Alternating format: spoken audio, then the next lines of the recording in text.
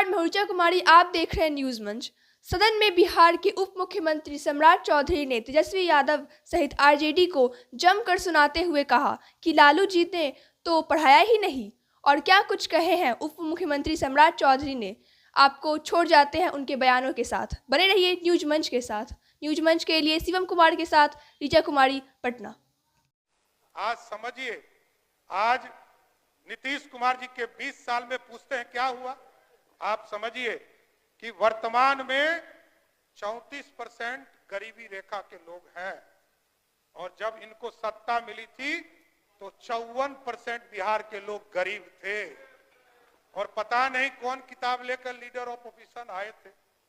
लालू जी ने तो पढ़ाया नहीं, ये तो हम नहीं बताएंगे, लेकिन लालू जी का पूरा परिवार पता नहीं किस असत्य में जुटा हुआ है और किस भ्रम में अपने जीवन को जी रहा है।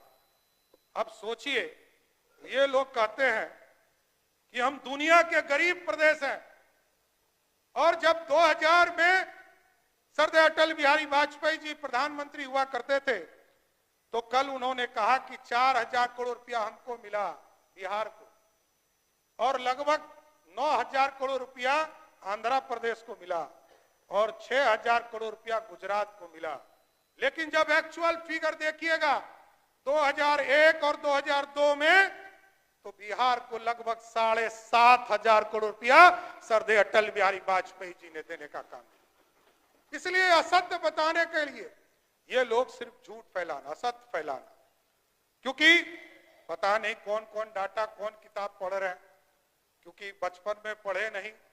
क्रिकेट खेलते वक्त तो पानी ढोते रह गए बेचारे, खेलने का भी मौका नहीं मिला।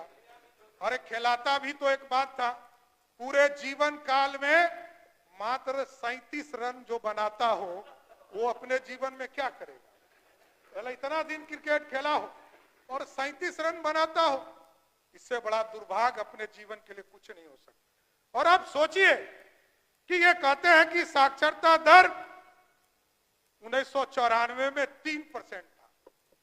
अरे 3% तो अभी जो है केरल में, उस समय कहां से बिहार में आ गया। ये सिर्फ भ्रम फैलाने वाले लोग। आज बिहार की स्थिति मैं जरूर बताना चाहता हूं। जो प्राथमिक विद्यालय के ड्रॉप आउट रेट है 9.6 है,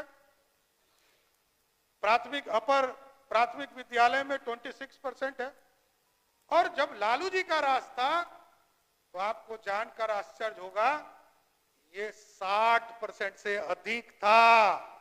ये आज ये जो बता रहे हैं ये 3%, तो जो सबसे समृद्ध राज्य जहां सबसे ज्यादा पढ़ने की बात होती है कि केरल, उस केरल में 3% अभी है। तो इसलिए सिर्फ भ्रम फैलाने, ये लोग कभी विकास की बात नहीं कर सकते। ये लोग हारने वाले। और देखिए, पूरा इतिहास है।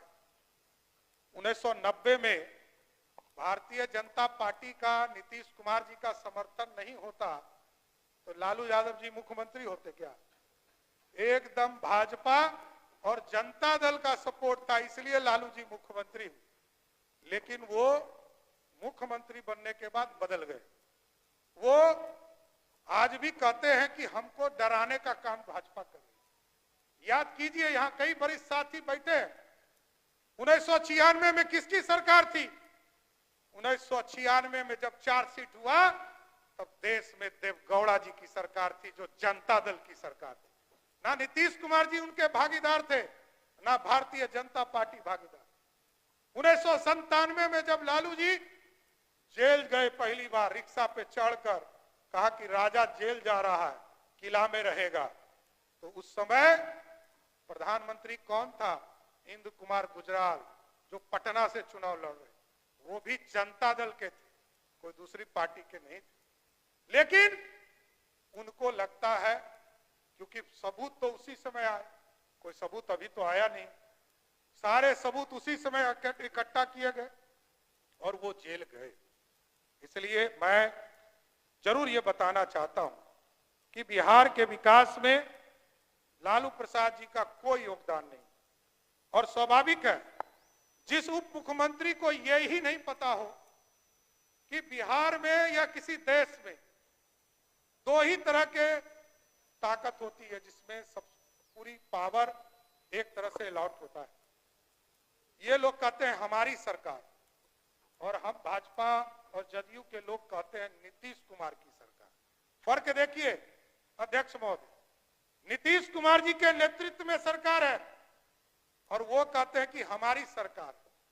उस बेचारे को तो ज्ञान ही नहीं है, संविधान का ज्ञान ही नहीं है, करे क्या हम लोग?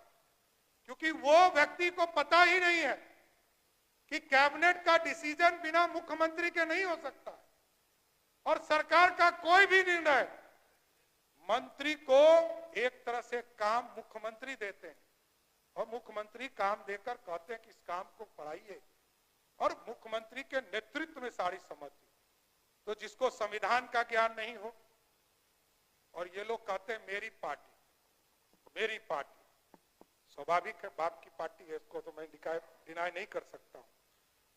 स्वाभाविक है 1997 से लेकर आज तक एक ही व्यक्ति, चाहे वो 4 सीटेड हो या अपराधी के तरफ पंजीकृत अपराधी हो, राष्ट्रीय अध्यक्ष वही आदमी, पार्टी उन्हीं का।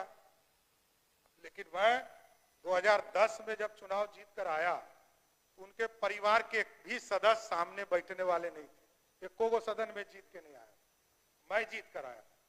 यार राघवेंद्र जी बैठे हैं जो उस समय हम लोगों के साथ भी चुनाव जीत कर, इसलिए एकदम स्पष्ट है बिहार के विकास के लिए, बिहार की समृद्धि के लिए लालू प्रसाद जी का परिवार का कोई योगदान नहीं है।